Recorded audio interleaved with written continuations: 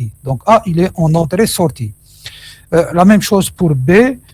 On utilise la valeur de B ici qui est en entrée, c'est la valeur qui est donnée, donc B est en entrée, mais puisque B est modifié parce qu'on a ici une affectation, donc B il est en entrée, en même temps il est en sortie. Donc cette procédure on l'a ajoutée juste pour montrer entrée-sortie. Hein. Ensuite on a ajouté une procédure permutée. Donc cette procédure permutée, qu'est-ce qu'elle fait? Elle prend deux entiers, A et B, et elle permute A et B. Donc, elle va mettre B dans A et A dans B. Et on sait que pour permuter deux variables, il nous faut une troisième variable. Cette troisième variable, bien sûr, on va l'utiliser comme une variable locale. Donc, ici, on a déclaré une variable temp qui est déclarée à l'intérieur de cette procédure permutée. Et temp, c'est une variable locale à cette procédure permutée. Et maintenant, pour permuter deux variables, on sait comment faire ça. Donc, on va sauvegarder dans temp A, sauvegarde une des deux variables. Hein. Donc, par exemple, on va sauvegarder A. Puisque A est sauvegardé, donc ça veut dire on peut écraser maintenant A avec B. Donc, on va mettre B dans A. Et ensuite, on va mettre B, le A qu'on a sauvegardé, qui est bien sûr dans temp. Et de cette manière, on a permuté A et B. Ce qu'il faut remarquer, l'exemple, c'est surtout pour cette variable temp. Donc, cette variable temp, c'est une variable locale à la variable permutée. On va faire des exercices, bien sûr, une fois qu'on a terminé, le chapitre. Et il ne reste pas beaucoup de choses pour terminer le chapitre. Donc, cette variable temp, donc c'est une variable locale à la procédure permutée. Et ici, on a notre algorithme. Donc, l'algorithme commence par lire X et Y. Oui, on a vu déjà des applications, mais on va faire encore des exercices. Hein.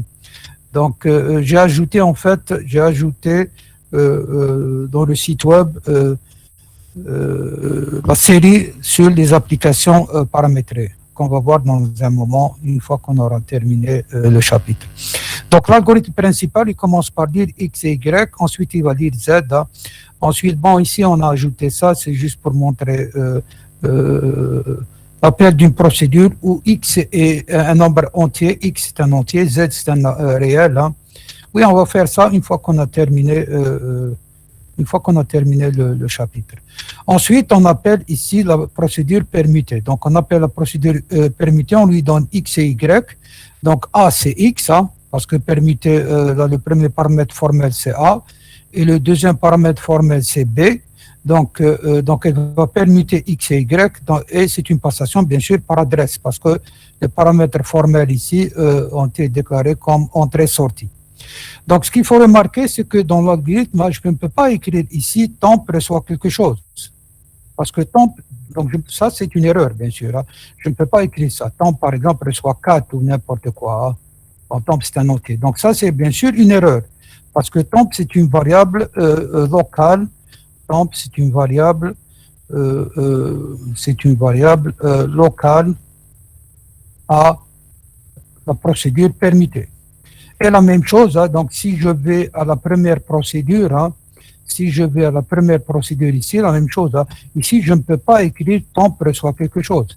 Parce que temp, c'est une variable locale. Donc ça, par exemple, le 6. Hein. Donc ça, c'est bien sûr une erreur. Pourquoi? Parce que temp, c'est une variable locale permutée. Donc les variables locales ne peuvent être accédées que à l'intérieur de la procédure ou bien de la fonction hein, dans laquelle elles sont déclarées. Donc, elles ne peuvent pas être utilisées ni dans le programme principal, ni dans les autres actions paramétrées. Donc, c'est ça les variables locales. Maintenant, la dernière phrase. Hein, donc cette phrase, qu'est-ce qu'elle dit? Ces variables locales, hein, elles existent uniquement lors de l'exécution de l'action paramétrée et elles cessent d'exister après le retour de l'action paramétrée.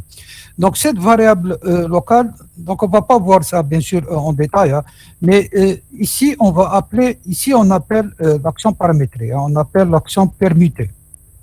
Lorsqu'on va appeler l'action permutée, on va venir ici. La première des choses, il y a passation de paramètres. Donc, X remplace A, Y remplace B. Et ensuite, on va venir ici. Mais avant de venir ici, il y a création des variables locales. Donc, bien sûr, on ne va pas voir les détails. Donc, ces variables locales, bien sûr, elles existent uniquement lorsque la procédure s'exécute. Une fois que cette procédure s'exécute, après l'appel ici, après avoir permuté X et Y, bien sûr, la procédure, la dernière instruction, c'est cette instruction-là. Lorsqu'on va exécuter cette instruction-là, on va revenir ici. On va revenir à la prochaine instruction qui est bien sûr ici écrire. Et à ce moment-là, bien sûr, temp n'existe plus. Pourquoi? Parce que la procédure ne s'exécute pas. Donc les variables locales existent uniquement lorsque l'action paramétrée s'exécute. Une fois que l'action paramétrée s'est exécutée et c'est terminé, les variables locales, bien sûr, n'existent pas. Pourquoi? Parce que tout simplement, imaginez que vous avez, bon, ici on a deux variables, on a deux actions paramétrées. J'ai permuté et j'ai ajouté un entier 2 réel et j'ai uniquement deux actions paramétrées. Mais supposons que vous avez 100 actions paramétrées et chaque action paramétrée, elle a un certain nombre de variables locales. Donc, on ne veut pas que ces variables existent alors que c'est possible que l'action paramétrée n'est jamais appelée. Supposez que, par exemple,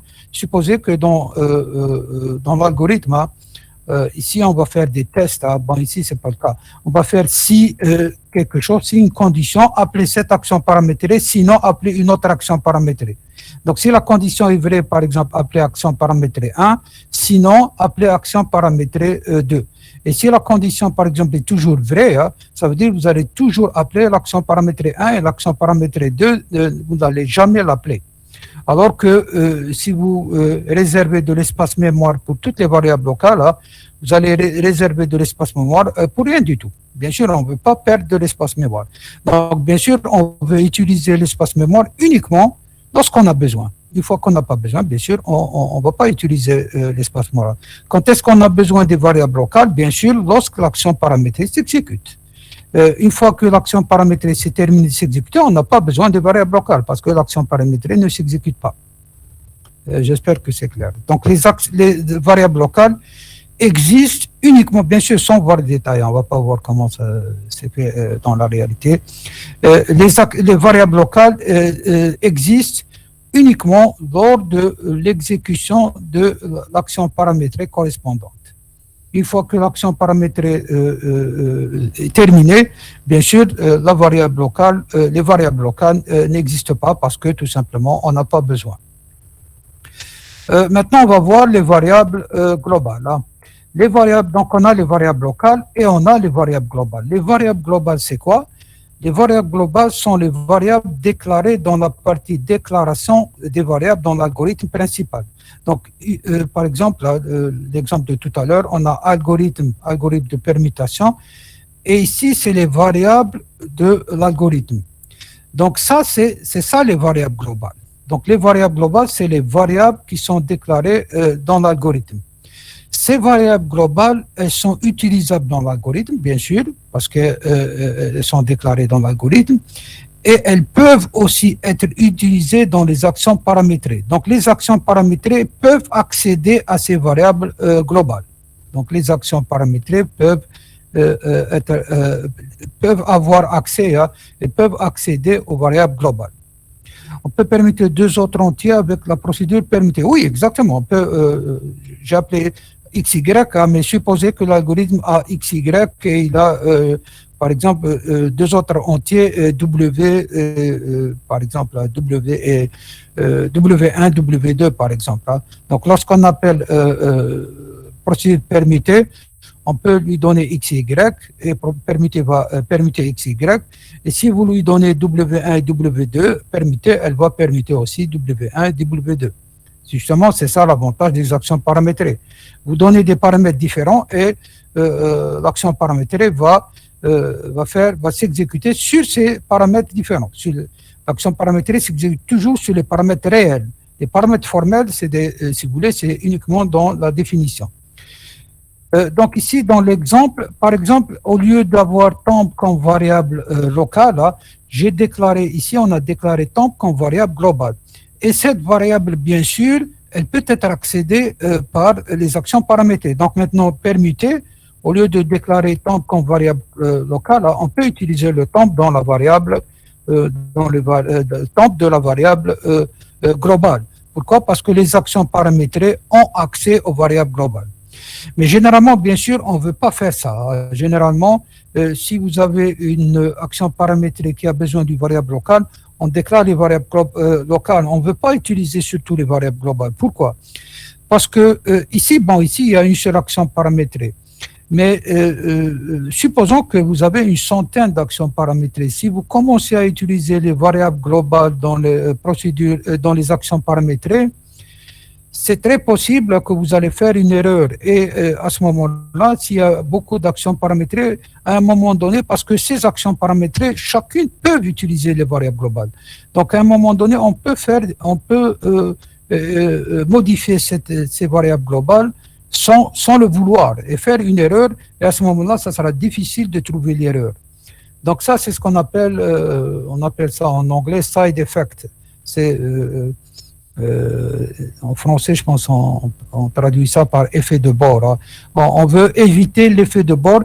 Pourquoi? Parce que s'il y a quelque chose, hein, c'est ça en général dans la vie, hein, s'il y a quelque chose qui peut être accédé par plusieurs personnes, par exemple, hein, si vous avez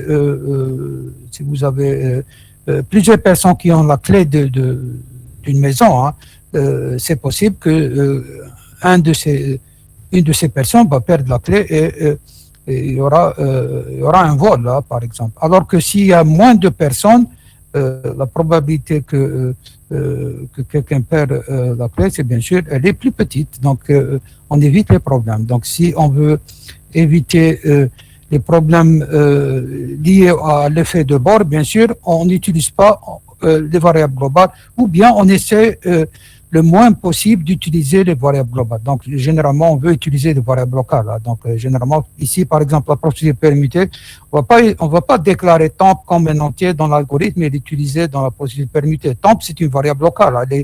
On a besoin d'une variable intermédiaire pour permuter A et B, donc on va le déclarer, bien sûr, ici. On ne va pas utiliser. Mais sachez que les variables globales peuvent être utilisées dans les actions paramétrées. C'est ça le plus important. Donc, est-ce qu'il y a des questions sur ça? Donc, les variables globales, c'est les variables qui sont utilisées dans l'algorithme. Est-ce qu'il y a des questions? Je ne sais pas si c'est mon problème à moi, mais j'entends rien. Hein. Est-ce que vous m'entendez? D'accord. On n'est pas en train de parler. Oui, je pensais que c'est... Maintenant, j'ai entendu. Je pensais que j'avais un problème de speaker là. Là, je vois. Donc, est-ce que c'est clair, les variables? Donc, les variables locales, c'est les variables qui sont déclarées dans les actions paramétrées. Les variables globales, c'est les variables qui sont dans l'algorithme. Et les variables locales peuvent être utilisées uniquement là où dans l'action paramétrée où elles ont été déclarées. Les variables globales, bien sûr, peuvent être accédées par l'algorithme et bien sûr par toutes les actions paramétrées déclarées dans cet algorithme. Donc, c'est ça les variables globales et les variables locales. Maintenant, comme remarque, hein, on peut avoir une variable globale et une variable locale qui ont le même nom. On va voir maintenant un exemple de ça. Donc, la variable, donc je peux déclarer ici, bon, ici, ce n'est pas le cas, on a x et y, hein, mais au lieu d'appeler ici, bon, ici, c'est des paramètres. Hein. Oui, par exemple, ici, j'ai la variable globale temp, mais je peux déclarer ici, je peux écrire ça, var. Généralement, on essaie d'éviter ça parce que c'est possible qu'il y ait une confusion. Je peux déclarer une variable temp qui a le même nom que la variable globale. Donc ici, j'ai temp et j'ai temp. Donc je vais mettre minuscule pour que ça soit exactement la même chose. Hein. Bon, en algorithmique, minuscule et majuscule, c'est la même chose. Donc, si on a une variable globale et une variable locale qui ont le même nom, bien sûr, ça, c'est deux variables différentes. Hein. Ça, c'est la variable globale qui est dans l'algorithme, et ça, c'est la variable locale qui est dans l'action paramétrée permutée. Mais si cette action paramétrée utilise le temp ici, ce temp-là, c'est exactement celui-là. Donc, c'est toujours la variable locale. Si une variable locale a le même nom que la variable globale, l'action paramétrée, la variable qu'elle va utiliser, c'est toujours la variable locale. Mais bien sûr, généralement, on essaie d'éviter de prendre des variables qui ont le même nom. Hein. Mais si jamais c'est le cas, si vous voyez ça, la variable utilisée dans l'action paramétrée, c'est toujours la variable locale. Ce n'est jamais la variable globale. Si la variable locale a le même nom que la variable globale. Et bien sûr, je peux, si on n'a pas ça, bien sûr, temp, parce qu'ici, il n'y a pas de variable locale temp, ou bien s'il y a d'autres variables locales qui ont un nom différent, ce temp-là, c'est bien sûr la variable globale. Mais ici, c'est correct. Ça, c'est correct. Parce que les actions paramétrées peuvent utiliser les variables globales. Et bien sûr, cette procédure, elle peut utiliser X et Y, parce que X et Y, c'est des variables globales. Mais bien sûr, ici, on veut passer X et Y comme paramètre. Hein. On ne veut pas utiliser directement X et Y, parce qu'on veut permuter deux variables A et B qui sont quelconques. Hein. On ne veut pas permuter uniquement X et Y, parce que c'est possible, hein, comme j'ai dit tout à l'heure, c'est possible que vous avez W1 et W2 qui sont deux autres entiers. Et ici, dans l'algorithme entier, j'ai mis ici B au lieu de N. Et si vous allez lire X et Y, vous allez permuter X et Y, mais plus tard, par exemple, vous allez lire W1 et W2, et bien sûr, vous allez permuter W1 et W2. On ne veut pas permuter uniquement X, Y. Donc, c'est pour ça qu'ici, on utilise A et B. Hein. On ne veut pas écrire X, temp reçoit X, et ensuite X reçoit Y, et Y reçoit temp. Parce qu'on veut permuter n'importe quel deux entiers, pas uniquement X et Y. Donc, comme j'ai dit, si on a une variable locale et une variable globale qui ont le même nom, la variable utilisée dans l'action paramétrée est toujours la variable locale. Il faut autant, bon, j'ai déjà dit cette remarque, il faut autant que possible éviter d'utiliser les variables globales. Donc, on essaie, bien sûr, parfois, on est obligé d'utiliser les variables globales, hein, mais on essaie de minimiser l'usage des variables globales. Pourquoi? Parce que cela peut produire des erreurs de logique. Erreurs de logique, ça veut dire des erreurs d'exécution dues aux effets de bord. Side effect en anglais, on dit ça, side effect. Pourquoi? Parce que toutes les actions paramétrées ont accès aux variables globales. Donc, à un moment donné, donc, ça veut dire n'importe quelle action paramétrée peut modifier les variables globales. Donc, si vous avez une erreur, hein, il faut trouver quelle action paramétrée a fait cette erreur. Et si vous avez, bien sûr, lorsqu'on a des programmes assez grands, bien sûr, on a besoin de plusieurs actions paramétrées. Hein. On n'a pas besoin de 2 ou 3 actions paramétrées. Et ça devient plus difficile de trouver l'erreur. Donc, est-ce qu'il y a des questions jusqu'à présent? Sinon, on va passer à la dernière partie. Donc, on a dit que une action paramétrée, elle est appelée par l'algorithme, à l'intérieur de l'algorithme, que ce soit une procédure ou bien une fonction. Mais on peut avoir une action paramétrée appelée par une autre action paramétrée aussi. Parfois, on a besoin d'écrire ce genre de choses. Donc, on va prendre un exemple. Donc, une action paramétrée AP1 peut appeler plutôt une autre action paramétrée AP2. Dans ce cas, dans l'intérieur de l'algorithme, on va écrire AP2 avant AP1. Pourquoi? Parce que AP1 appelle AP2. AP1, si vous voulez, utilise AP2. Donc, supposons qu'on nous demande ça. Écrire une fonction, donc on ne nous demande pas un algorithme, juste une fonction. C'est-à-dire une action paramétrée qui est une fonction, hein, qui vérifie si deux entiers naturels. Donc, supposons que cette fonction a deux entiers naturels, elle vérifie si ces deux entiers sont frères. Et ici, on a donné la définition de quoi c'est frère. Hein, deux entiers sont frères si la même somme des chiffres qui les composent, c'est-à-dire la somme des chiffres du premier nombre est égale à la somme des chiffres du deuxième nombre. Donc, si vous avez deux entiers A et B, si la somme des chiffres de A est égale à la somme des chiffres de B, A et B sont frères. Sinon, ça veut dire qu'ils ne sont pas frères. Donc, ça veut dire cette fonction, qu'est-ce qu'elle va retourner? Elle va avoir deux entiers naturels comme paramètres. Et qu'est-ce qu'elle va retourner? Non, elle va dire s'ils sont frères ou non. C'est-à-dire un booléen. Exactement. Elle va retourner un booléen. Soit ces deux entiers, soit ils sont frères, soit ils ne sont pas frères. Mais avant de faire ça, elle a besoin de faire la somme des chiffres du premier paramètre, qu'on va appeler par exemple A, et elle va faire la somme des chiffres du deuxième paramètre. Donc on peut écrire à l'intérieur de cette fonction, calculer la somme des chiffres du premier paramètre et calculer la somme des chiffres du deuxième paramètre. Mais calculer la somme des chiffres du premier paramètre et calculer la somme des chiffres du deuxième paramètre, c'est exactement la même chose. C'est calculer la somme des chiffres d'un entier. Donc, qu'est-ce qu'on va faire? On va écrire d'abord une autre action paramétrée qu'on va appeler somme des chiffres, que j'ai déjà essayé ici, qui a comme paramètre un entier et qui va retourner la somme des chiffres. Et ensuite, on va appeler cette action paramétrée, cette fonction qui est une fonction, bien sûr, on va l'appeler pour le premier paramètre et pour le deuxième paramètre. C'est mieux que d'écrire, de faire la somme de chacun des paramètres à l'intérieur de la première fonction. Donc ici, maintenant, pourquoi c'est une fonction? Parce que cette action paramétrée, elle a un entier comme paramètre. Et qu'est-ce qu'elle retourne? Elle retourne un seul résultat, qui est la somme de chiffres de cet entier, et qui est bien sûr un entier. Donc, ça va être une fonction. Ça ne va pas être une procédure. Donc, cette fonction, on va l'appeler somme des chiffres. Donc, elle a comme paramètre n, qui est un entier, et qui retourne bien sûr un entier. Le type qu'elle retourne, c'est un entier. On a besoin d'une variable locale, qu'on a appelée ici somme. Donc, somme, ici, c'est une variable locale à somme des chiffres. Et bien sûr, ensuite, qu'est-ce qu'on va faire? On sait comment faire la somme des chiffres. Hein. Donc, on a besoin de n et on va diviser chaque fois n par 10 jusqu'à ce que n devienne égal à 0. Et chaque fois, on va ajouter le dernier chiffre. Donc, on va initialiser somme à 0, comme ici.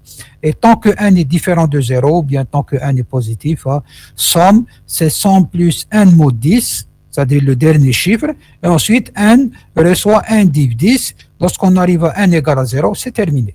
Et à la fin, bien sûr, on va retourner somme.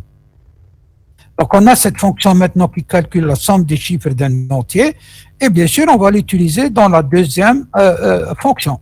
Donc la deuxième fonction, maintenant, cette fonction entier frère, maintenant elle a deux paramètres x et y qui sont des entiers, et bien sûr, elle retourne un booléen ici. Parce qu'elle va dire soit que x, y sont des frères, soit ils ne sont pas des frères. Donc, on a besoin de deux variables locales, S1 et S2, qui sont des entiers. Donc, S1, elle va contenir la somme des chiffres de x. S2 va contenir la somme des chiffres de y. Et bien sûr, cette fonction, lorsqu'on débute, on va appeler, ici, justement, on appelle somme des chiffres de x. Donc, on appelle la fonction précédente. On lui donne x. Elle nous retourne la somme des chiffres de x et on va mettre ça dans S1. Et la même chose, hein, on appelle somme des chiffres de y, donc en paramètre y, elle nous retourne la somme des chiffres de y et on va mettre ça dans S2. Et ensuite, c'est très simple, on va écrire si S1 est égal à S2, alors on va retourner vrai, sinon on va retourner faux. Donc vous voyez, lorsqu'on a écrit cette fonction en termes de la somme des chiffres, hein, cette fonction elle est beaucoup plus lisible, elle est beaucoup plus simple. Hein. C'est beaucoup plus simple que de calculer la somme des chiffres de x ici et ensuite calculer la somme des chiffres de y. Hein. Ça c'est beaucoup plus simple et beaucoup plus lisible. Hein. Monsieur, نقدروا نديروا aussi somme chiffre x égale à somme chiffre y direct. Oui, bien sûr. Donc, ce qu'on peut faire, bien sûr, on peut améliorer ça si on veut. On peut enlever les variables locales et on peut écrire directement ici si somme chiffre, et bien sûr, je vais enlever on peut écrire ça parce qu'on a dit une fonction, on peut l'appeler directement dans un si ou bien dans un temps que, ou bien dans une... Mais bien sûr, on peut l'appeler dans une affectation. Si somme chiffre de y, donc on peut faire ça. Et bien sûr, on va enlever ces deux instructions. on peut les appeler directement dans un si, une fonction. Contrairement à une procédure, on ne l'appelle pas comme une fonction. Une procédure, bien sûr, on ne peut pas l'appeler dans un si ou bien dans un temps que. Une procédure, elle ne retourne pas une seule valeur, elle retourne plusieurs valeurs ou bien elle ne retourne aucune valeur. Donc, on peut écrire directement ça, bien sûr. Hein. Donc, ici, on appelle la somme chiffre de x. Vous aurez la valeur qui sera retournée ici. Et ensuite, vous allez appeler la somme de chiffres de y, elle va retourner la valeur ici. Et ensuite, bien sûr, le programme va faire essayer de voir est-ce qu'il y a égalité. Si c'est égal, on va retourner vrai. Sinon, bien sûr, il va retourner faux. Et c'est terminé. Est-ce que vous pouvez répéter, pas bien compris. Donc, je répète. Donc, ici, on veut une fonction qui a deux entiers x et y comme paramètres et elle nous dit est-ce que x et y sont frères. Et la définition de deux entiers naturels, là, x et y frères, si la somme des chiffres de y est égale à la somme des chiffres de y, somme des chiffres de x, pardon, est égale à la somme des chiffres de y. Donc maintenant, si on réfléchit un peu, hein, bien sûr, on peut écrire cette fonction. On va calculer la somme des chiffres de x, on va calculer la somme des chiffres de y, et ensuite on va comparer les deux. Et s'ils sont égaux, on va retourner vrai, et s'ils sont différents, on va retourner faux. Mais si on réfléchit un petit peu plus, hein, calculer la somme des chiffres de x et calculer la somme des chiffres de y, c'est exactement la même chose. C'est calculer la somme des chiffres d'un entier, un entier naturel. Donc pourquoi ne pas écrire d'abord une fonction qui ne retourne, c'est cette fonction-là, il va nous retourner la somme des chiffres d'un entier, et ensuite, dans la deuxième action paramétrée, dans la deuxième fonction, on va utiliser cette fonction.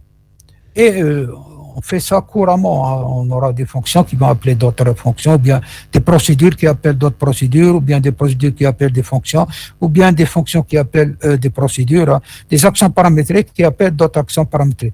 Donc, dans ce cas, bien sûr, la deuxième fonction est beaucoup plus simple.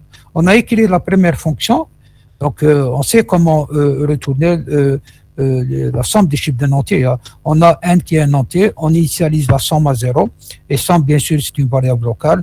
Et tant que n est différent de 0, qu'est-ce qu'on fait? On ajoute à la somme le dernier chiffre, n mod 10, et ensuite on va diviser n par 10 jusqu'à ce que n devient égal à 0. Si vous prenez 2520, je ne sais pas, n'importe quel entier. Donc, si vous prenez 7563, par exemple, 7463, qu'est-ce qu'on va faire? Dans la somme, on initialise d'abord à 0. Hein. Et ensuite, bien sûr, on va prendre 7463. Bien sûr, ça c'est n. Hein. Donc, ça c'est n. Hein. On va ajouter n, bien sûr, au début, il est différent de 0. Donc, qu'est-ce qu'on va faire? On va prendre s et on lui ajoute s qui est 0, hein, bien sûr, plus 7453 mod 10, c'est-à-dire 3. Donc, ici, c'est 7000, si je mets, c'est 7453 mod 10. Et ça vous donne, bien sûr, ça c'est 3. Donc, vous aurez dans S 0 plus 3, c'est-à-dire 3. Donc, ici, vous aurez S égale 3. Et ensuite, bien sûr, qu'est-ce qu'on va faire? Dans N, on va mettre N, on va diviser N par 10. Donc, c'est-à-dire N devient égal à 745. Et on va répéter exactement la même chose. Hein. On va répéter encore ces deux instructions, cette instruction, pardon. On va répéter ça. Donc, S, ça sera S plus 745. Hein. Donc, ici, on répète ça. Pardon. S, ça sera S plus 745 mod 10, c'est-à-dire le dernier chiffre. Le dernier chiffre, maintenant, donc ici, vous aurez S qui sera égal à 3 d'anciennes valeurs plus le dernier chiffre, bien sûr, c'est 5. Et ensuite, on va diviser N. Donc ça, c'est n. Hein. On va diviser n par 10. N div 10. Pour enlever le dernier chiffre, bien sûr. Pour enlever le 5. Et bien sûr, n devient égal à 74. Et on va répéter la même chose jusqu'à ce que n devient égal à 0. Monsieur. Oui. On pouvait faire une seule action paramétrée au lieu de deux. Oui, j'ai dit, on peut bien sûr faire une seule action paramétrée, mais si vous avez des choses qui sont en commun, comme ici, on a quelque chose qui est en commun, c'est calculer la somme des chiffres d'un entier. Donc, pourquoi répéter le même code deux fois dans la fonction, comment on appelait la deuxième fois, Et ça sera plus court, non? Non, ça ne sera pas plus court. Hein. Donc, vous allez...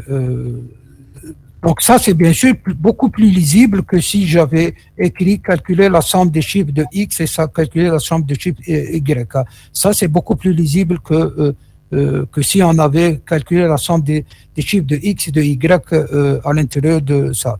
C'est beaucoup plus lisible et c'est beaucoup plus modulaire. Hein. C'est beaucoup plus modulaire. Donc, ça a plus de sens de faire ça. Et bien sûr, c'est possible que vous aurez besoin de calculer la somme du chiffre de X, par exemple, dans une autre action paramétrée. Donc, vous pouvez utiliser aussi cette fonction. Ça dépend de l'algorithme, hein, par exemple. Hein. Donc, c'est possible que vous aurez besoin de calculer la somme des chiffres ailleurs, par exemple. Hein. Et dans ce cas, bien sûr, vous allez l'utiliser ici, vous allez l'utiliser ailleurs aussi. Hein. Donc, généralement, on essaie... lorsqu'on écrit des fonctions, on essaie de ne pas écrire des fonctions trop longues. Et s'il y a des choses qui se répètent, bien sûr, on essaie de les écrire comme des actions paramétrées pour avoir des algorithmes qui sont lisibles, qui sont plus simples, qui sont modulaires. Donc, c'est ça le but. Hein. N'essayez pas d'écrire des actions paramétrées qui sont trop longues, hein, parce que sinon, ça devient pas très lisible. Hein. Donc, qu'est-ce qu'on a dit? Oui, quelques remarques. Donc, une action paramétrée, donc une fonction, bien procédure, c'est ça une action paramétrée, elle peut s'appeler elle-même. Donc, bien sûr, ici, ce n'est pas le cas ici. Hein. Mais on peut avoir une action paramétrée qui s'appelle elle-même. Dans ce cas, bien sûr, on ne va pas voir ça, c'est dans le programme de deuxième année. Hein. On parle dans ce cas d'action paramétrée récursive. Donc, une action paramétrée, par exemple, une fonction qui s'appelle elle-même. Est-ce que vous avez une idée, une fonction qui peut appeler ça elle-même? Hein? Est-ce que quelqu'un pense à une action paramétrée qui peut appeler, s'appeler elle-même, une fonction qui s'appelle elle-même, en maths, par exemple? Hein? Donc, vous avez, en maths, on parle, par exemple, de démonstration par récurrence. Hein? Donc, c'est un peu la même chose que la récursivité. Hein? Vous démontrez, donc dans la démonstration par récurrence, qu'est-ce que vous faites? Vous avez une propriété à démontrer.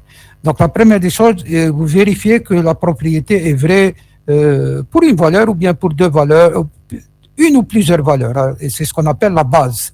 Et ensuite, vous supposez que la propriété est vraie pour n et vous démontrez qu'elle est vraie pour n plus 1. C'est ça la démonstration par récurrence. Donc c'est à peu près la même chose ici. Hein. Lorsqu'on parle d'action paramétrée récursive. Bien sûr, on ne va pas voir ça. Mais est-ce que quelqu'un peut penser à une action paramétrée récursive en maths? Hein, une fonction qui est récursive. On a déjà vu ça. Hein. Est-ce que quelqu'un pense à une action, par exemple, tout simplement factoriel? Hein. Lorsque vous calculez factoriel, hein, factoriel de n, hein. C'est bien sûr 1 plus 1 égale à 1 factoriel de 1 fois 1 plus 1. Oui, exactement. C'est 1 fois factoriel de n moins 1. Et bien sûr, factoriel de 0, c'est 1. Donc ça, ici, on a une fonction qui est récursive. Hein. Ici, on a une fonction qui est récursive. Elle va s'appeler elle-même. Donc, on peut l'écrire sous forme récursive, la fonction factorielle. Bien sûr, on ne fait pas ça de la récursivité, ça, elle fait partie du programme de deuxième année, ce n'est pas en première année. Mais ça, c'est une fonction qui est récursive, parce qu'elle va s'appeler elle-même. Et quand est-ce qu'elle se termine? Bien sûr, en supposant que n est un entier supérieur ou égal à 0, c'est lorsque n arrive à 0. Lorsque n est égal à 0, elle va retourner 1 et la fonction, bien sûr, se termine. Et ça, c'est bien sûr, c'est la même chose que si vous écrivez fact de n, c'est 1 fois 2 fois 3 fois 4 fois jusqu'à n. Donc, les fonctions récursives, on peut les écrire sous forme itérative, c'est-à-dire avec des répétitions, ou bien sous forme récursive, comme ici. Ça, c'est une fonction récursive. Donc, vous allez voir ça en deuxième année, pas en première année, les fonctions, comment écrire des fonctions récursives. Hein. Pour nous, mais bien sûr, on sait, bien sûr, on peut écrire la fonction factorielle sous forme récursive, comme ici. Hein. Mais on l'a écrit sous forme itérative pour nous, hein, avec des répétitions. Cheikh, c'est une fonction AK. Oui, on peut l'écrire comme ça, ça va nous prendre. Bien sûr, je ne veux pas écrire ça parce que vous allez voir ça en deuxième année, mais c'est très simple. Hein. Vous avez une fonction qui retourne un entier. Si n est égal à 0, vous allez retourner 1. Sinon, elle va retourner n fois, elle va s'appeler n-même. Et le paramètre, c'est le paramètre uniquement ça qui change. Au lieu que ce soit n, ça sera n-1. Et quand est-ce que les appels vont se terminer? C'est lorsque le paramètre devient égal à 0. Lorsque le paramètre devient égal à 0, vous allez retourner 1 et c'est terminé. Et ça, c'est une fonction récursive. Bien sûr, comme j'ai dit, on ne va pas écrire des fonctions récursives en première année, mais sachez qu'une action paramétrée peut s'appeler elle-même. Bien sûr, on ne va pas faire ça, mais vous allez voir ça en deuxième année. Donc, certains langages de programmation, donc ici, c'est la deuxième remarque. Donc, certains langages de programmation, comme le langage Pascal, ils permettent l'imbrication d'actions paramétrées. Donc, c'est-à-dire des actions paramétrées déclarées à l'intérieur d'autres actions paramétrées. Donc, pour nous, on ne va pas faire ça. On ne va pas faire comme le langage Pascal. Donc, on va faire comme le langage C. Donc, dans d'autres langages, comme le langage C, on ne peut pas avoir des actions paramétrées à l'intérieur, déclarées à l'intérieur d'autres actions paramétrées. Donc, ici, pour nous, les actions paramétrées, on ne peut pas avoir des actions paramétrées à l'intérieur d'autres actions paramétrées. Donc, pour le langage algorithmique, donc retenez bien ça, on va utiliser la même physionomie, c'est-à-dire la même chose que le langage C, c'est-à-dire qu'on ne peut pas avoir des actions paramétrées imbriquées. Mais bien sûr, on peut avoir une action paramétrée qui s'est appelée par une autre action paramétrée, comme l'exemple de tout à l'heure. Mais elle n'est pas déclarée à l'intérieur. Toutes les actions paramétrées sont déclarées dans l'algorithme. Donc, on ne va pas faire la même chose que le langage Pascal, on va faire comme le langage C. Mais bien sûr, vous allez voir les fonctions aussi, les actions paramétrées dans le langage C. Et c'est à peu près la même chose que l'algorithmique, sauf que bien sûr, la syntaxe qui change. Autre chose, c'est qu'en langage C, il n'y a pas de notion de procédure et fonction. Tout, c'est des fonctions, mais procédure, c'est une fonction particulière. Mais vous allez voir ça. Hein. Donc, on a terminé le chapitre. Hein, donc, je voudrais commencer on va faire quelques exercices. On a déjà fait des applications. Hein. Donc, ce que je voulais vous montrer, c'est que j'ai mis dans le site web, si vous allez dans le site web, dans la partie TD, vous allez trouver un lien, vous pouvez télécharger la série numéro 3 qui contient les exercices sur les actions paramétrées. Donc, on va essayer de faire le maximum d'exercices. Et bien sûr, parmi ces exercices, il y a des exercices sur les chaînes de caractères. Donc, on va faire des exercices sur les chaînes de caractères. Donc, comme j'ai dit, dans le langage algorithmique, il n'y a pas d'action paramétrée imbriquée. La même chose dans le langage C, il n'y a pas d'action paramétrée imbriquée. Donc, on va essayer de faire le maximum d'exercices. On a déjà fait quelques exercices, hein, comme application. Je pense qu'on a fait ça, calcul de la factorielle, mais bien sûr, on l'a écrit sous forme itérative. On ne va pas écrire des fonctions récursives. Hein. Donc, on l'a écrit sous forme 1 fois 2 fois 3 fois jusqu'à n. Donc, ici, on nous demande d'écrire des actions paramétrées, procédure ou bien fonction, mais on ne nous demande pas l'algorithme. Donc, ça arrive des fois dans des exercices ou bien dans un examen, on vous demande d'écrire uniquement l'action paramétrée, sans demander l'algorithme. Hein. Donc, c'est possible, là, comme ici. Donc, ici, par exemple, on nous a demandé action paramétrée qui calcule la somme S 1 plus 2 plus N. Est-ce qu'on va l'écrire comme procédure ou bien fonction? Donc, la première, on l'a déjà fait. On va faire la deuxième. Fonction. Pourquoi une fonction? Parce qu'on a le résultat. Un seul résultat. Un seul résultat. Et le type du résultat, c'est entier. C'est un entier, bien sûr. Donc, on va l'écrire fonction. On va l'appeler somme n. Donc, elle a comme paramètre n, qui est, on va supposer n, bien sûr, c'est un entier naturel. Et qui retourne, donc c'est comme ça qu'on écrit une fonction. Le type du résultat, c'est un entier. Ensuite, on va déclarer une variable locale. Donc, on a besoin d'une variable qu'on va, la plupart du temps, hein, on a besoin, lorsqu'on écrit une fonction, une variable qui va contenir le résultat, qu'à la fin, on va retourner cette variable.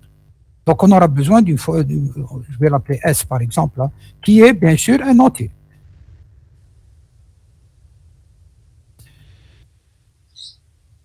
Et on a besoin, qu'est-ce qu'on aura besoin? Parce que on va faire la somme. Donc, oui, d'un i, bien sûr, parce qu'on va boucler. Donc, on va boucler, donc on aura besoin d'un i. Et on va commencer notre fonction. Donc, on va initialiser S, bien sûr, à 0. Et ensuite, chaque fois, donc ce sera une boucle pour i de 1 à n, bien sûr, faire. Et chaque fois, bien sûr, on va ajouter 1, 2, 3, ainsi de suite. Et ça, c'est bien sûr, ça c'est i. S plus I. Oui, S plus i. Fin de notre boucle pour. Et bien sûr, à la fin, on va retourner S. On va retourner S. C'est la fin de notre fonction.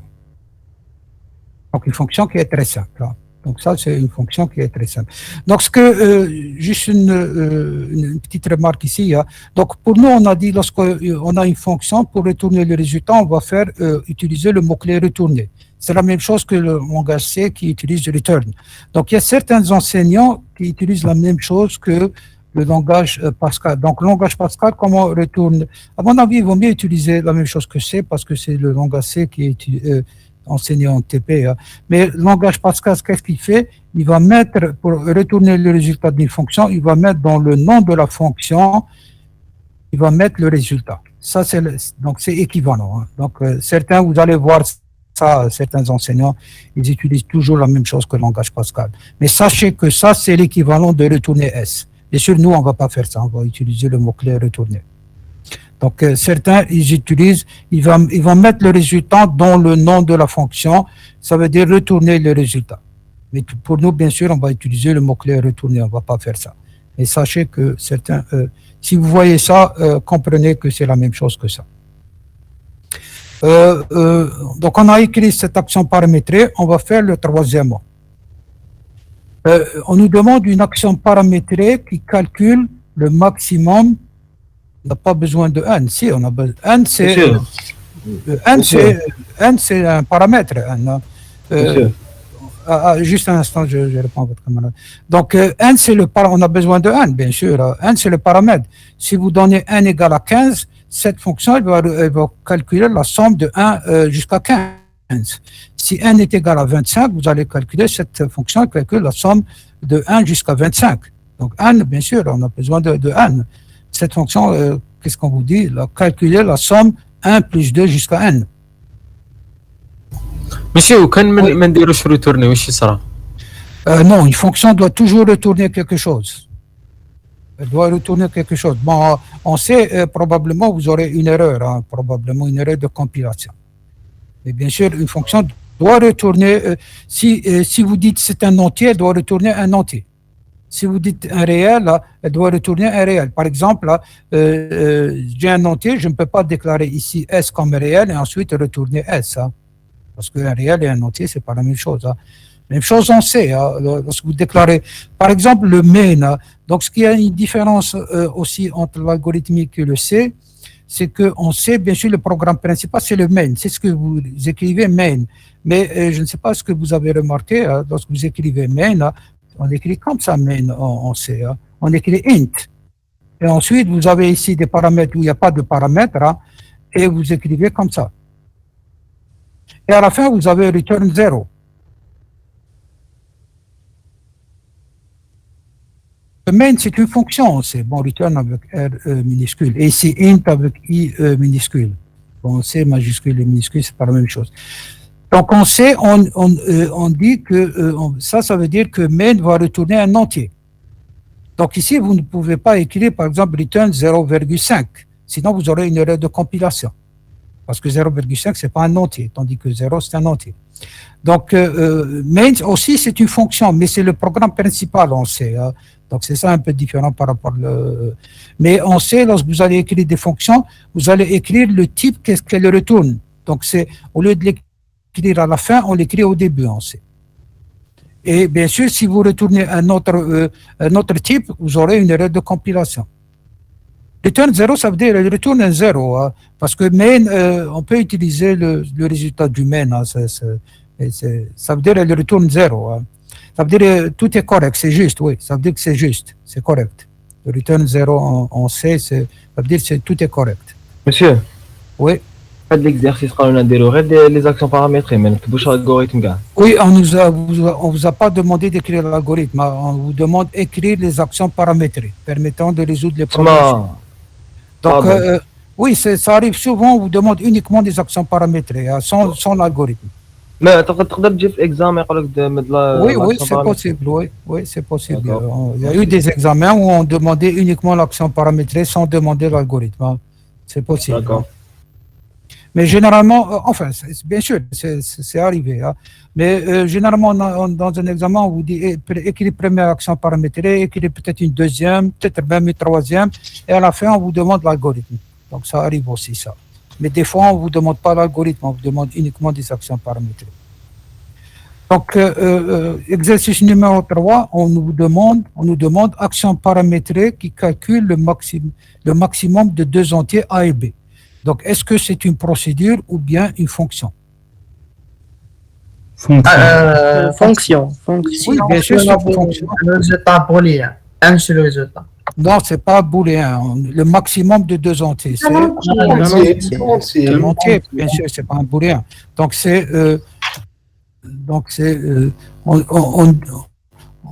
on ne veut pas, ici, on ne veut pas comparer A et B. Si on voulait comparer A et B, dire est-ce qu'ils sont égaux ou bien différents, ça sera bien sûr un booléen. Mais ici, on veut le maximum.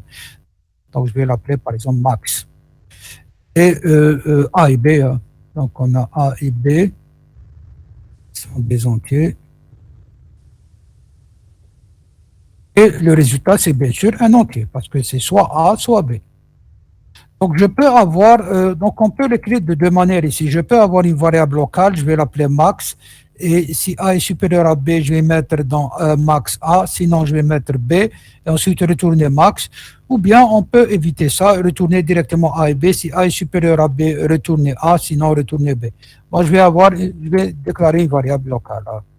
Mais bien sûr, si on veut ne pas avoir une variable locale, bien sûr, on peut le faire. Hein. Et ici, début. Donc, si A, donc on va comparer A et B. Donc, si A est supérieur à B, alors. Max reçoit A. Max, oui, Max reçoit A. Sinon, Max reçoit B. Sinon, oui, sinon. Et retourner Max. Max reçoit B. Max reçoit B. Fin ci. Et ensuite, on va retourner.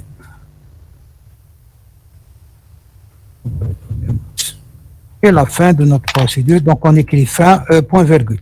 Ici, je vais décaler un petit peu à droite. Donc, on fait, troisièmement, on va essayer de terminer cet exercice. Quatrièmement, calcul de la puissance n-ième d'un nombre réel x positif ou nul. Donc, on a un nombre réel x, on a aussi n, donc ici, on a deux paramètres, hein, et on veut calculer x à la puissance n. Une fonction. Pourquoi? Il n'y a qu'un seul résultat, x puissance n. Oui, il n'y a qu'un seul résultat, et le type du résultat, c'est entier. C'est pas un entier, hein, x c'est un réel. C'est un réel. Oui, x c'est un réel. Oui, x c'est un réel. X réel positif non nul. Donc on suppose, bien sûr, on suppose que les paramètres sont corrects. Hein. On ne va pas tester est-ce que c'est supérieur, est-ce que c'est inférieur à 0. Hein. On suppose que c'est. Donc on va l'appeler puissance, par exemple. Donc qu'est-ce qu'elle a comme paramètre? Elle a x, c'est un réel. Puissance. Et n. Et elle a n, c'est un entier. Oui. Donc n, c'est un entier, c'est pas un réel. Et bien sûr, le type du résultat, c'est un réel. Donc on aura besoin, oui, de puissance, je vais l'appeler P. 8. qui est un réel, bien sûr, qui va contenir le résultat. Et la puissance, c'est chaque fois, on va faire x fois x fois x, combien? N fois, donc on aura besoin d'un indice i. Oui. I, un entier, parce qu'on va utiliser une boucle pour, bien sûr. Oui. Début. Bon, ici, le i n'apparaît pas très bien, c'est petit i. Donc, T reçoit début. 1. Oui, ensuite, je vais mettre fin ici, point virgule. Hein. Donc, on va, bien sûr, oui, comme votre camarade, on va initialiser le résultat à 1. Et ensuite, chaque fois, on va boucler, chaque fois, on va multiplier P par lui-même et par X. Hein. Combien on fait ça? Bien sûr, n fois. Donc, pour I 1 N. de 1 à N, hein, Faire R, et ça, c'est P reçoit P fois X. P fois X. Bon, X, je l'ai écrit, oui, majuscule. Fait. Et à la fin, bien sûr, on va retourner le résultat qui est P. Je l'ai appelé P, c'est la puissance. Si, oui, ici, je l'ai écrit comme majuscule, je vais écrire. Bon, majuscule, minuscule, c'est la même chose en algorithmique, mais je vais avoir la même chose. Et on a notre fonction puissance qui nous calcule x à la puissance n. Qu'est-ce que... Oui. ما نقدروش نديروا هذيك ريبيتي باش يعطينا اكس plusieurs fois. Oui, on peut utiliser une boucle répétée, bien sûr, hein, mais on ne veut pas. Avec une boucle pour, hein, c'est beaucoup plus simple. Hein, نديروا directement p fois x. Une boucle pour Oui, après p fois x. Oui, pour i de 1 à n, chaque fois, ça c'est x fois x fois x fois x n fois. À chaque fois, on utilise le multiplié par x n fois. Bien sûr, on peut utiliser un tant que, on peut utiliser, mais si vous connaissez le nombre de répétitions, qu'est-ce qu'on a dit? Il vaut mieux utiliser un pour, hein, ne pas utiliser un répété ou bien un tant que. Hein. Un répété, il faut faire attention à un répété, parce qu'un répété, vous allez faire la boucle au moins une fois, parce que vous allez tester la condition à la fin. Donc, il faut faire attention au répété chaque fois, répéter, parce que c'est possible que vous devez ajouter peut-être une condition à l'intérieur. Hein. Donc, soit un pour, soit un tant que, mais bien sûr, un pour est beaucoup plus simple. Hein. Un pour est beaucoup plus simple. Cinquième question, on nous demande une action paramétrée qui calcule le nombre de chiffres pairs dans un entier n. Donc, on a un entier n. Donc, par exemple, si on veut un exemple là, pour bien comprendre l'énoncé, par exemple, 2567, par exemple ça, et on nous dit, donc ça c'est l'entier n, combien il y a de chiffres pairs dans cet entier. Donc ici, combien il y a de chiffres pairs? Il y a 3, bien sûr. Il y a 2, il y a 6, il y a 8. Donc le résultat, c'est 3. Donc on veut une action paramétrée qui a n'importe quel, qui dans n'importe quel entier, hein, et qui nous retourne combien il y a de chiffres pairs dans cet entier. Donc, ça veut dire qu'est-ce qu'elle va faire? Bien sûr, elle va prendre chacun des chiffres hein, et ensuite diviser le n comme on l'a fait tout à l'heure. Et bien sûr, tester si ce chiffre est pair, parce qu'on a besoin de compter ici un compteur. Hein, elle va ajouter 1 au compteur qui, bien sûr, doit être initialisé à 0. Est-ce que une procédure ou bien une fonction? Fonction. Pourquoi? Fonction. Un seul résultat. Il n'y a qu'un seul résultat. Et ce résultat, c'est le type, c'est entier. un entier, bien sûr. Oui, donc c'est une fonction. On va l'appeler par exemple nombre de chiffres pairs. Hein, nombre de chiffres pairs. Et qui a comme paramètre n qui est un entier. Et qui retourne bien sûr un entier. Donc, on va déclarer notre compteur. Hein, je vais l'appeler nombre NB. Hein, bien NB. Oui, je vais l'appeler NB. OK. Le compteur qui compte le nombre de chiffres pairs.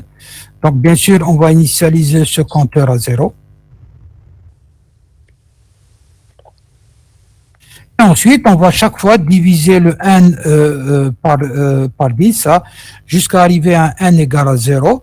Donc, tant que n est différent de 0, ou bien n supérieur à 0, en supposant... bon, ici, on n'a pas dit n... on n'a pas dit n entier, on n'a pas dit n naturel. Hein. Donc, tant que n est différent de 0, faire... donc, on va voir, donc ici, soit je peux avoir une autre variable qui contient les chiffres, ou bien tout simplement, je vais écrire si, attendez, ici, à l'intérieur, donc faire, je vais ajouter le fait, et ici, je vais ajouter la fin, point virgule de la fonction.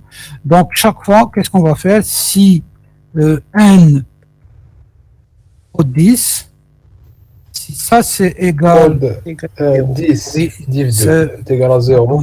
donc ça si oui il faut faire attention donc si ça mode exactement donc ça on a le chiffre on a le dernier chiffre per donc ça veut dire si mode 2 2 est égal à 0 Oui.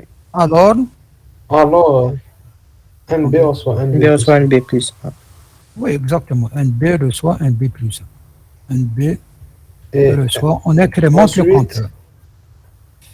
fin Sinon, bien sûr, on n'incrémente pas. Ah, Sinon, c'est sinon- pas un nombre plein. Ouais. Sinon, on fait rien. Sinon, bien sûr, et ensuite, bien sûr, on va passer Elle au reçoit prochain N div 10. Oui, n N reçoit reçoit n div 10. ND 10. N div 10. Monsieur, mais quand on a dit dans une fonction, les paramètres, ce sont toutes des entrées. Quand on fait N reçoit N div 10, donc c'est une entrée-sortie. Non, c'est pas une entrée-sortie. Donc ici, n, c'est une entrée, c'est une passation par valeur. Donc si on a un algorithme qui appelle cette fonction et qui va passer un paramètre, n'importe quel paramètre nombre, hein, le nombre n'est pas modifié. Pourquoi? Parce que le n, c'est une copie du nombre. C'est ça la passation par valeur. Donc si, bon, ici, on demande uniquement l'action paramétrée, on ne demande pas l'algorithme. Hein. Mais si on avait un algorithme ici, hein, si j'écris l'algorithme, si vous voulez, hein, si j'écris algorithme ici, hein, bon, ici, c'est, si j'écris algorithme, on va le faire exemple. Hein. Il faut bien comprendre la passation par valeur et passation par adresse. Donc, si j'ai, par exemple, un entier nombre, hein, qui est une variable nombre, je vais appeler une variable nombre entier. Ensuite, on a l'action paramétrée. Ici, on ne demande pas ça, mais juste pour vous montrer. Hein. Ensuite, début de l'algorithme. Ensuite, on va écrire donner un entier. On va écrire donner un entier. Donc, l'utilisateur va nous donner un entier, n'importe quel entier.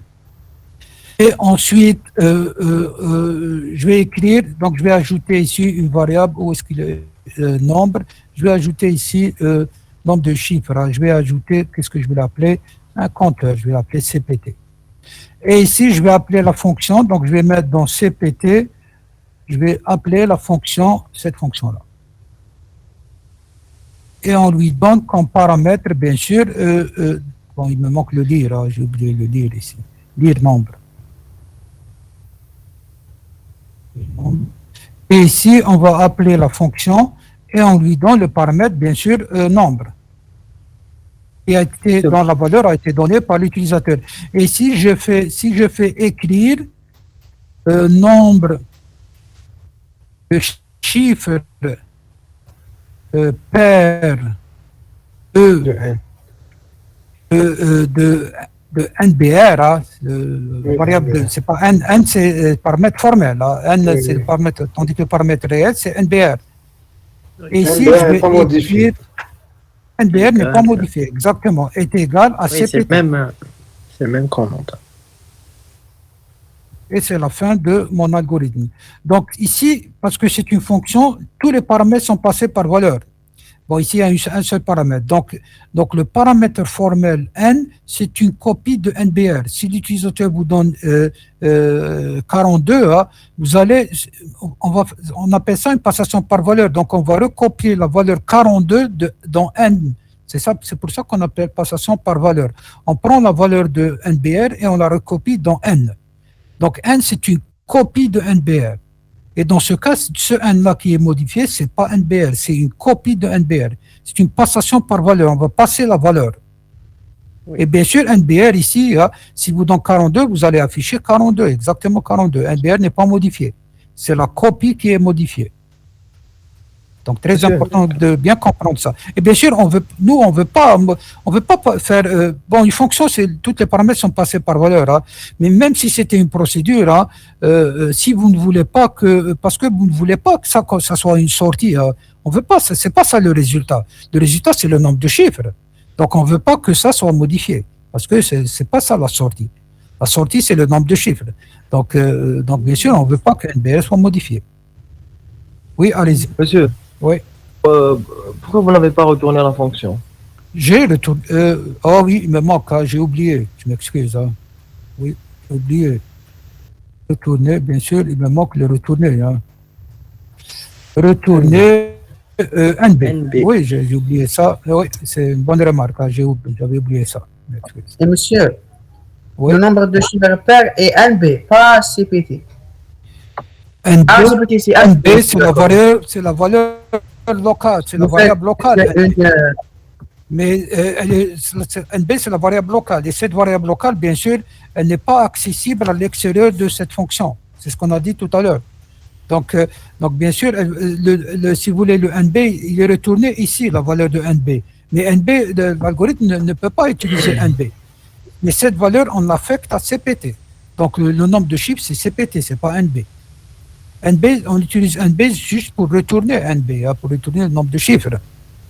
Mais dans l'algorithme, bien sûr, vous ne pouvez pas utiliser NB, hein, parce que NB, c'est une variable locale à cette fonction. C'est ce qu'on a dit tout à l'heure.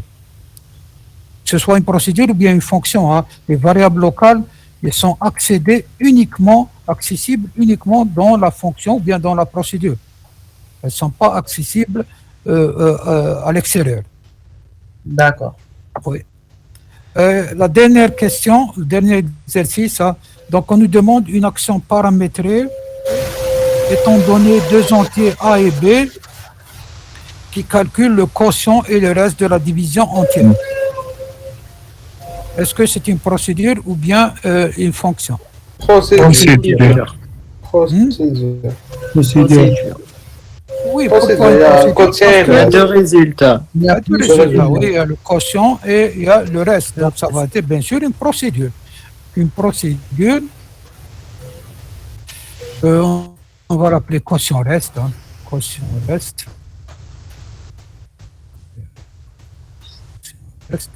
Donc on aura en entrée, bien sûr, hein, en entrée A et B.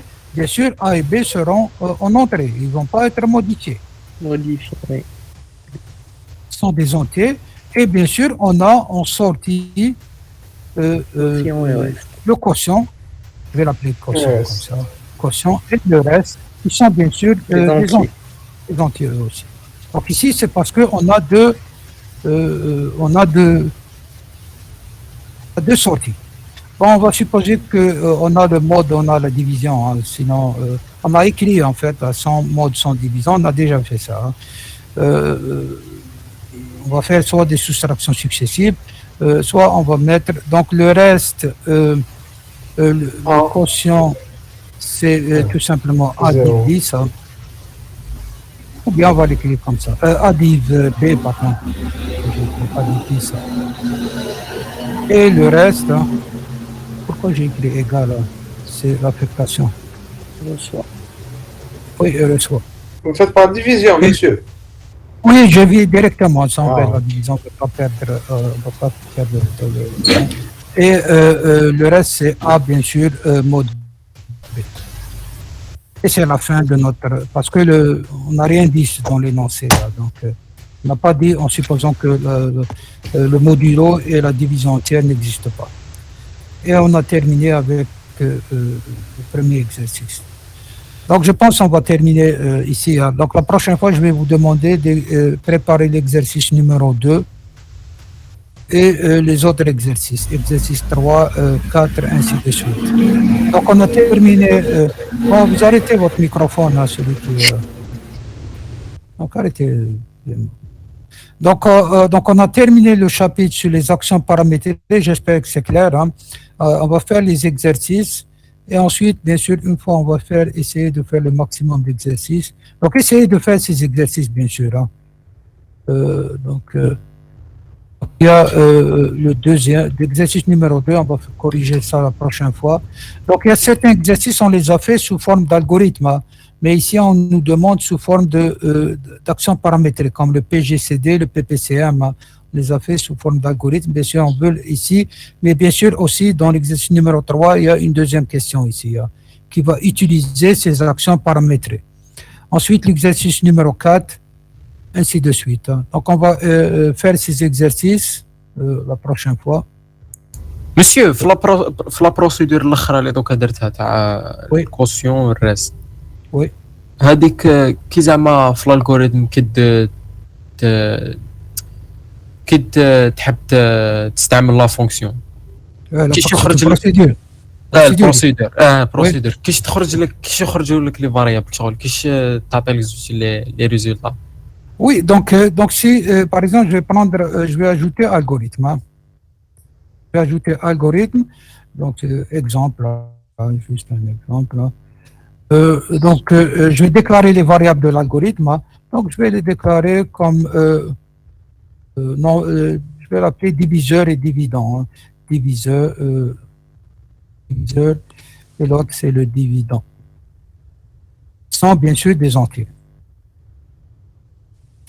Et maintenant, on a notre procédure. Et bien sûr, j'aurai besoin de deux autres variables, quotient et le reste. Hein. Donc, je vais l'appeler ici quotient. Et je vais appeler reste, qui sont bien sûr aussi des entiers. Ensuite, on déclare notre procédure. Donc, si on a un algorithme, c'est comme ça la syntaxe. Ensuite, début de l'algorithme.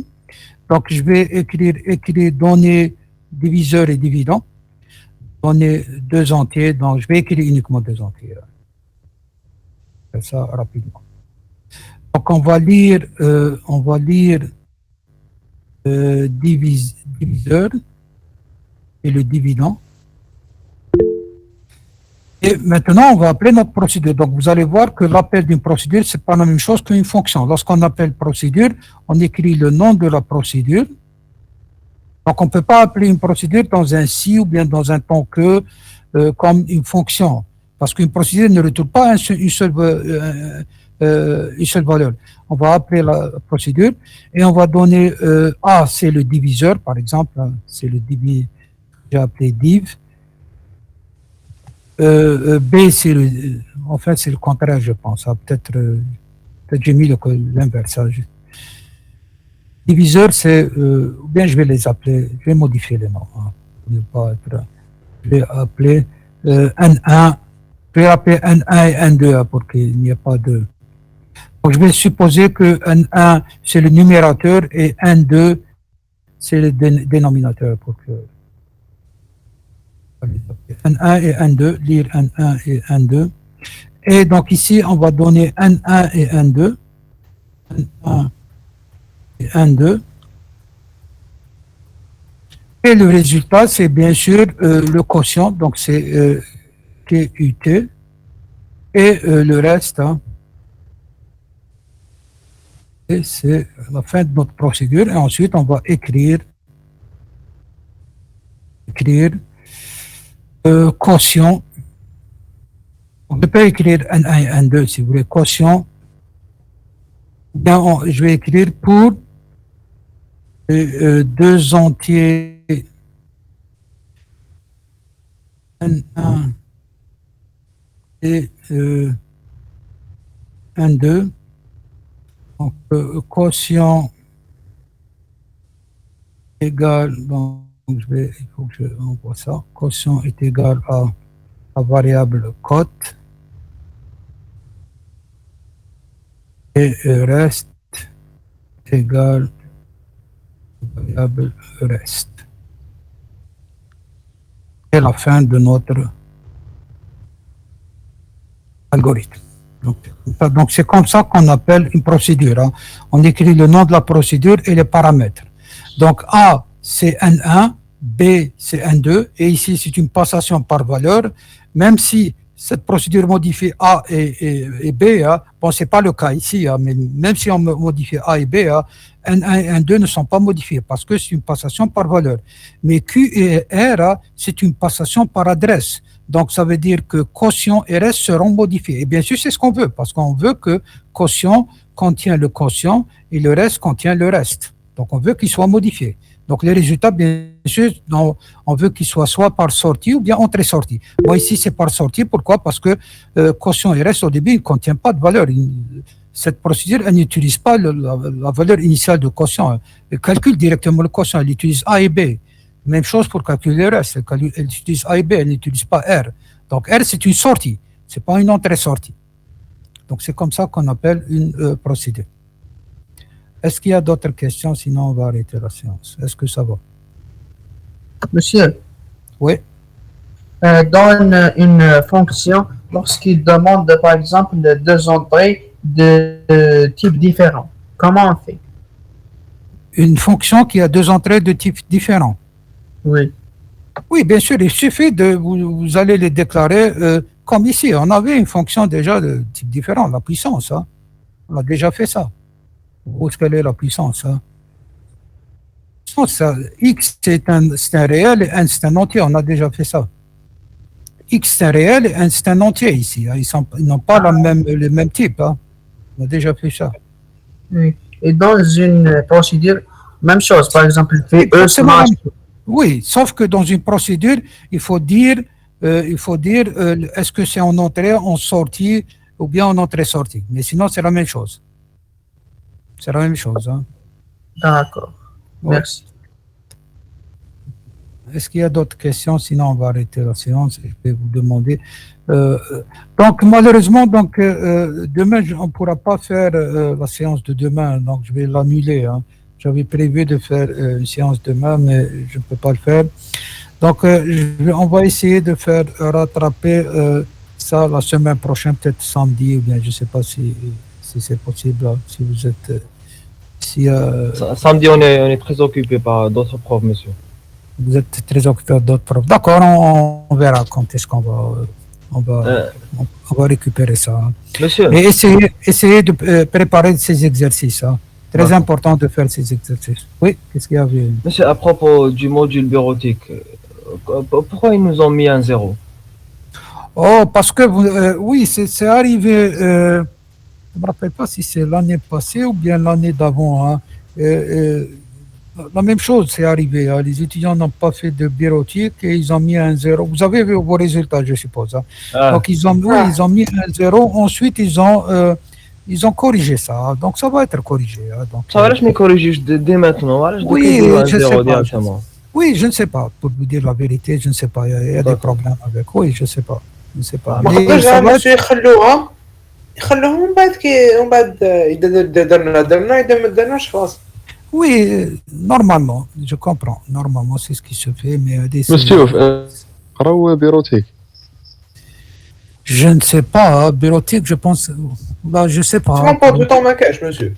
Oui, je ne pense pas, mais je ne suis pas sûr. Mais je sais pas. وإذا ما قراوش كيف يديروا هذيك الزيرو؟ Ils vont enlever le 0 et ils vont diviser par... ils vont pas calculer, comme s'il n'y avait pas de module bureautique, c'est ça. Je pense que c'est ça. Je ne sais pas qu'est-ce qu'ils ont fait, je ne me rappelle pas. Mais en tout cas, ils ont corrigé ça.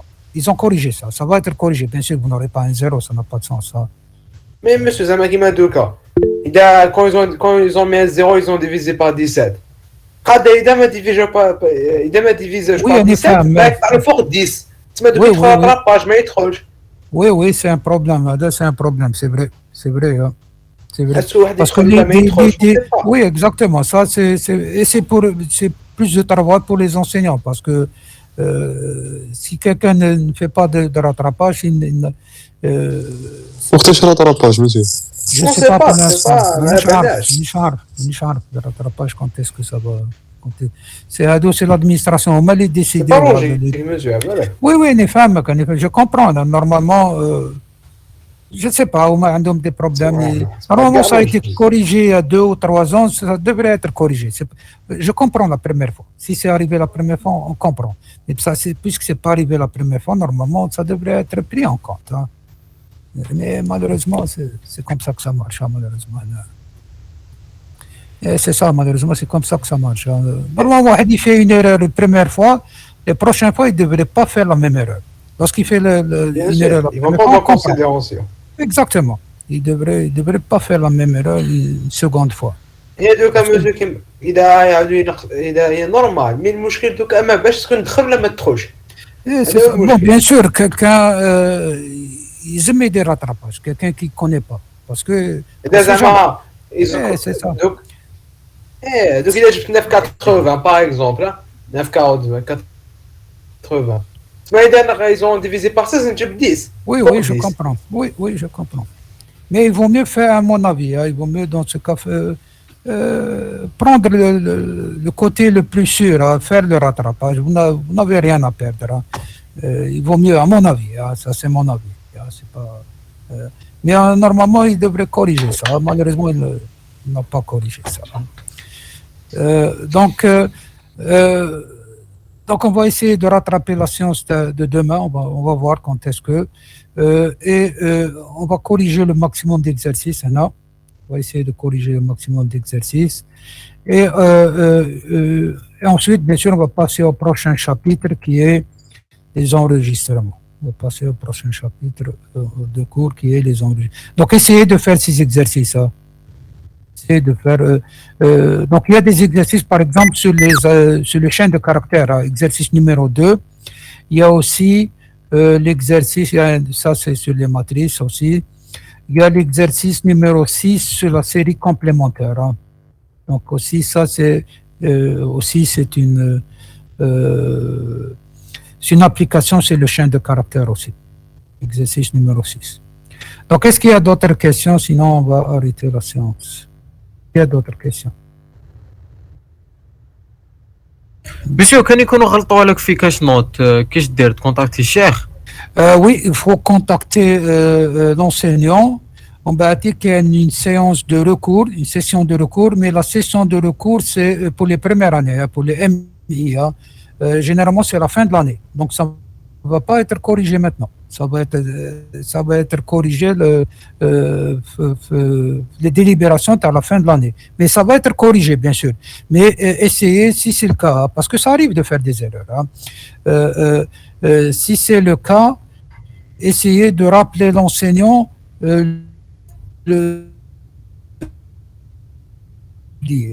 ne sait jamais. Hein. Normalement, il ne devrait pas oublier, hein, parce qu'on garde comme fichier, il faut faire le recours pour majorité, enfin, tous les enseignants gardent ça.